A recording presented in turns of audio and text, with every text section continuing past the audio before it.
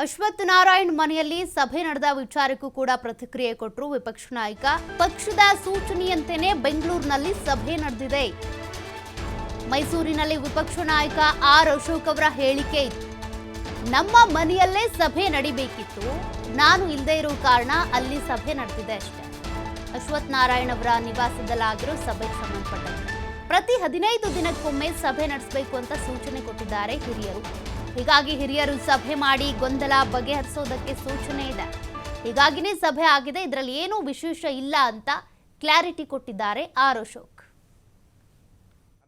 Fix ಮಾಡಿದಿರಿ ಪ್ರತಿ ಅದರಿಂದ ಮೊನ್ನೆ ಅಶ್ವಥ್ ನನ್ನ ಮನೆಯಲ್ಲಿ ಫಿಕ್ಸ್ ಆಗಿತ್ತು. ಆ್ಯಕ್ಚುಲಿ ಅದು ನಾನು ಡೆಲ್ಲಿಯಲ್ಲಿ ಇದ್ದಿದ್ದರಿಂದ ಆ ಮೀಟಿಂಗನ್ನು ಅಶ್ವಥ್ ನಾರಾಯಣ್ ಅವ್ರ ಮನೆಯಲ್ಲಿ ಫಿಕ್ಸ್ ಮಾಡಿದ್ದೀರಿ, ನಾನೇ ಫಿಕ್ಸ್ ಮಾಡಿದ್ದೀರಿ.